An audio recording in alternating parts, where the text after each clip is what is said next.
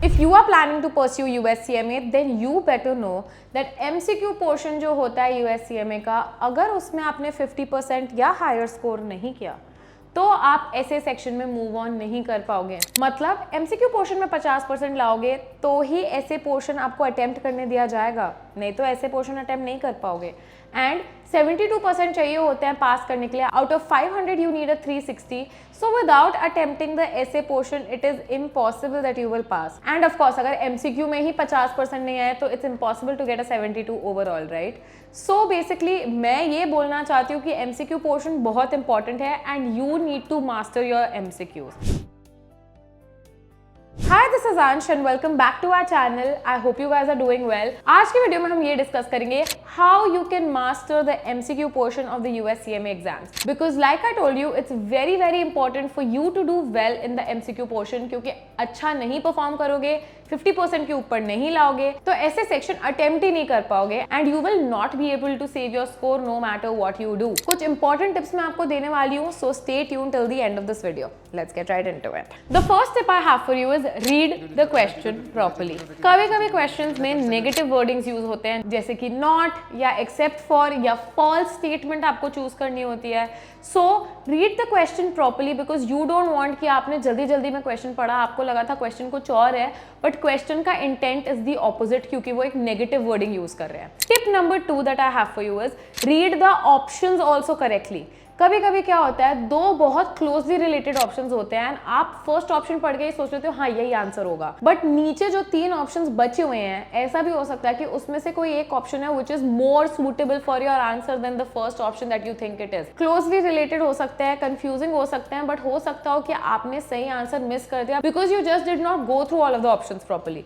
So options को भी ध्यान से पढ़ लेना। ऑफकोर्स क्वेश्चन को तो ध्यान से पढ़ना ही है बट आंसर भी ध्यान से पढ़ के चूज करना। Tip number 3 that I have for you is know your exam blueprint and focus on the topics that have a higher weightage. काफी सारे लोग ये चाहते हैं कि वो सब कुछ बहुत अच्छे से पढ़ लें and of course that is the right approach, लेकिन कभी you have to also focus on those topics जिनका वेटेज हायर है। IMA जो है वो USCMA के हर टॉपिक का आपको वेटेज देता है ऑन देयर वेबसाइट। इनफैक्ट अगर आपको USCMA का सिलेबस जानना है इन डिटेल एंड उसकी क्या वेटेज है, हमने USCMA के सिलेबस पे एक वीडियो बना रखा है यूट्यूब पे, अपलोड भी हो चुका है, so go check that out if you want to know the detail syllabus and weightage. But my tip for you is कि ब्लूप्रिंट जान लो, कौन से टॉपिक्स में से कितना % क्वेश्चंस आने वाले हैं वो जान लो, so that you can focus on that and छोटे टॉपिक्स के चक्कर में आपके बड़े टॉपिक्स ना छूट जाएं। Now the next tip I have for you comes from 2 points. कुछ बच्चे होते हैं जो बहुत ज्यादा सोचते हैं क्वेश्चन के बारे में और कुछ बच्चे होते हैं जो बिल्कुल ही नहीं सोचते हैं। तो जो बच्चे बहुत ज्यादा सोचते हैं दे ओवरथिंक द क्वेश्चंस, बहुत ज्यादा एनालिटिकल हो जाते हैं हर क्वेश्चन पे, बहुत ज्यादा सोचने लग जाते हैं,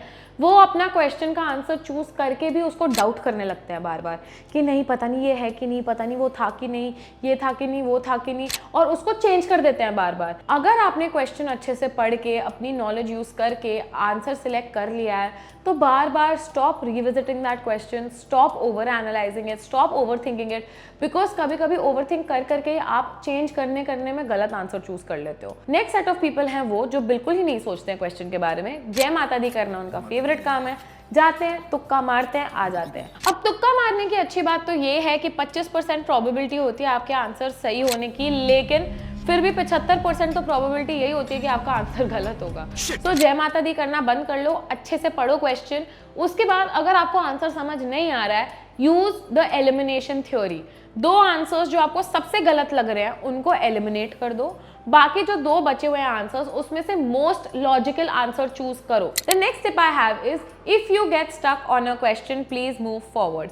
अगर आप बहुत टाइम स्पेंड कर रहे हो एक ही क्वेश्चन पे तो लाइक आई टोल्ड यू, जैसे ओवर एनालिटिकल लोगों की प्रॉब्लम होती है टाइम वेस्टेज, वो आपकी भी प्रॉब्लम हो सकती है बिकॉज एक ही क्वेश्चन पे अटके रहोगे, बाकी क्वेश्चंस कंप्लीट नहीं कर पाओगे, 3 घंटे खत्म हो जाएंगे, MCQs कंप्लीट नहीं होंगे एंड आपका सपना वहीं पे चूर हो जाएगा। सो ज्यादा टाइम मत लगाओ एक ही क्वेश्चन पे। मॉक पेपर्स लिखते टाइम जब आप अपने MCQs प्रैक्टिस करोगे, set a particular time for yourself कि 3 घंटे में अगर मुझे 100 MCQs करने हैं, 3 घंटे मतलब you have 180 minutes and you have to attempt 100 questions.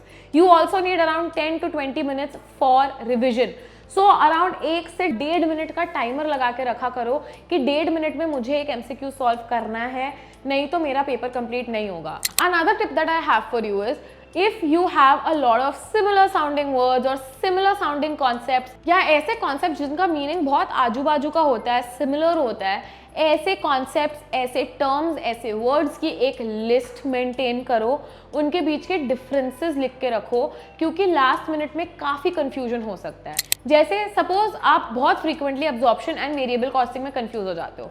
Suppose exam में कुछ आ गया अब्जॉर्प्शन कॉस्टिंग के ऊपर, गलती से अगर आपने वेरिएबल कॉस्टिंग का कॉन्सेप्ट लगा के वो क्वेश्चन सॉल्व कर दिया, आपका क्वेश्चन गलत हो जाएगा। सो ऐसे टर्म्स या ऐसे कॉन्सेप्ट जिनका मतलब सिमिलर होता है या जिनमें आप बहुत ज़्यादा फ्रीक्वेंटली कंफ्यूज होते रहते हो, उनका एक लिस्ट मेंटेन करो, उनके बीच के डिफरेंसेस मेंटेन करो एंड लास्ट मिनट रिविजन जब करोगे उन पे एक नज़र मार लो, सो दैट एग्जाम में जाके आपको ये कंफ्यूजन की वजह से एग्जाम के क्वेश्चंस गलत ना हो। The next tip I have for you is, बहुत सारे लोग क्या करते हैं, सिर्फ प्रैक्टिकल वाले एमसीक्यू सॉल्व करते हैं, थियोरेटिकल एमसीक्यू सॉल्व नहीं करते हैं, ये सोच के कि ये थ्योरी मैंने पढ़ ली थी, ये कॉन्सेप्ट मैंने पढ़ लिया था, इसका एमसीक्यू तो मैं सॉल्व कर लूंगा। प्रैक्टिस वाले क्वेश्चंस को अच्छे से प्रैक्टिस करेंगे लिख लिख के, थ्योरी वाले क्वेश्चंस को प्रैक्टिस करेंगे नहीं। ऐसे लोगों के साथ क्या होता है, जब वो एग्जाम में जाते हैं और एक थियोरेटिकल टॉपिक पे एमसीक्यू आ जाता है, उनको समझ नहीं आता कि कौन सी लाइन इस थ्योरी टॉपिक के साथ रिलेटेड थी, क्योंकि उन्होंने इस क्वेश्चन की प्रैक्टिस ही नहीं की है। ऐसे भी हो सकता है कि एक ही थ्योरी टॉपिक में से 2-3 लाइंस आ जाए और आप एकदम कंफ्यूज हो जाओ कि इस क्वेश्चन का आंसर क्या है। The next tip that I have for you is memorising MCQs. अब बहुत सारे लोग ऐसे भी होते हैं जो कहीं से तो क्वेश्चन बैंक ढूंढ लेते हैं एंड सोचते हैं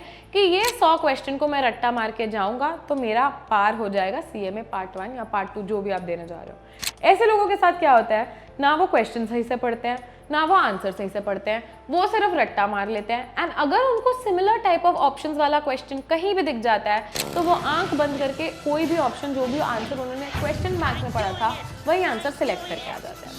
अब क्वेश्चन आपने पढ़ा नहीं, आंसर आपने पढ़ा नहीं, कुछ लॉजिक आपने अप्लाई नहीं किया, सिर्फ रट्टा मारा था, वो रेप्लिकेट कर दिया और आंसर हो गया गलत। क्योंकि ज़रूरी नहीं है कि जो भी क्वेश्चन बैंक आपने पढ़ा हो, जहाँ से भी आपने रट्टा मारा हो, वहीं से क्वेश्चंस आएंगे। सीएमए एक प्रोफेशनल सर्टिफिकेशन है, इतनी इजी तो नहीं हो सकती है। तो क्वेश्चन अच्छे से पढ़ो, लॉजिक समझो, कॉन्सेप्ट समझो, रट्टा मत मारो। And the last tip that I have for you guys, काफ़ी सारे लोग क्वेश्चंस छोड़ देते हैं ये सोच के नेगेटिव मार्किंग होगी, मेरे मार्क्स फिर कम हो जाएंगे अगर मैं अटेम्प्ट नहीं करूँगा तो। सीएमए में कोई नेगेटिव मार्किंग नहीं होती है, सारे क्वेश्चन अटेम्प्ट करो। अगर मैंने तो पहले बोला था जय माता दी मत करना, बट अगर बिल्कुल ही कुछ नहीं आता है तो भी 25% चांस होता है आपका आंसर सही हो जाने का। उस केस में जय माता दी कर दो, क्योंकि नेगेटिव मार्किंग तो है नहीं, तो कुछ तो आंसर मार्क करो, सारे क्वेश्चन अटेम्प्ट करो, क्योंकि अगर सारे क्वेश्चन ही अटेम्प्ट नहीं करोगे तो फिर आंसर राइट होने का तो कोई चांस ही नहीं है, राइट। ये वीडियो पसंद आया हो तो लाइक ज़रूर कर देना, हमारे चैनल को सब्सक्राइब भी कर देना। अगर आपको लगता है कि किसी और को ये वीडियो हेल्पफुल होगा, कोई आपका फ्रेंड जो सीएमए के एग्जाम्स देने जाने वाला है, उसको ये वीडियो शेयर भी कर दो and I see you in the next one.